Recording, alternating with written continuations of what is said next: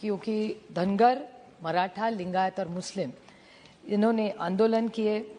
आंदोलन के बाद तब के जो विपक्ष के नेता थे उन्होंने ऐसे कहा था कि जब हमारी सरकार आएगी तो पहले कैबिनेट में हम दे देंगे। मैं थोड़ी सी क्रोनोलॉजी आपको बताऊंगी सर।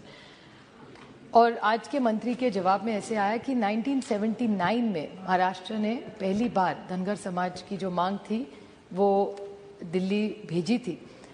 तब मिस्टर पवार महाराष्ट्र के मुख्यमंत्री थे और 1981 में ये सारा मंत्री जी का स्टेटमेंट है, मैं सिर्फ दोहरा रही हूँ, उन्होंने वापस भेज दिया कि कोई टेक्निकल चीज़ें कम ज़्यादा थी उसमें।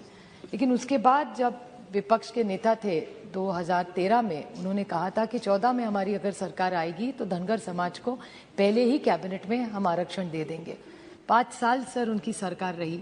महाराष्ट्र में हर हफ्ते कैबिनेट होती है, तो 5 साल का 52 का हिसाब करें तो 250 कैबिनेट हो चुकी है, लेकिन आरक्षण तो धनगर समाज को नहीं मिला। उसके बाद अभी भी उनकी सरकार है और कल महाराष्ट्र के भारतीय जनता पक्ष के जो मेंबर बोल रहे थे उनकी भी मांग थी कि ये किया जाए। तो महाराष्ट्र में भी उनकी सरकार है और केंद्र में भी उनकी सरकार है, तो दिक्कत कहाँ है ये मुझे समझ में नहीं आ रहा है। तो मैं मंत्री जी को विनती करूंगी कि ये धनगर समाज की जो मांग है, मराठा समाज की मांग है, लिंगायत की मुस्लिम है, इसका पूरा कल भी हम एक इसी डिस्कशन में कर रहे थे और ऐसे और 4-5 बिल है। तो अगर हिमाचल के लिए हो सकता है, तमिलनाडु के लिए हो सकता है, उत्तर प्रदेश के लिए हो सकता है, तो महाराष्ट्र के लिए क्यों नहीं हो सकता? और क्यों नहीं एक कॉम्प्रिहेंसिव बिल, हर पीस बाय पीस एक टुकड़े करके एक राज्य का बिल ला रहे हैं? क्यों ना एक देश के लिए जहाँ जहाँ से मांगे आ रही है।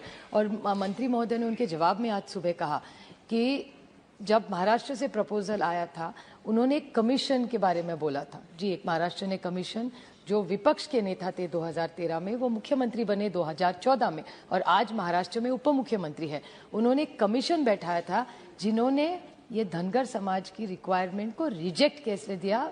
रिपोर्ट मैंने देखा नहीं है लेकिन पेपर में पढ़ा है। मेरे ख्याल से अगर इतनी बड़ी समाज मांग कर रहा है, ऐसा कौन सा आपने सर्वे, किसको जिम्मा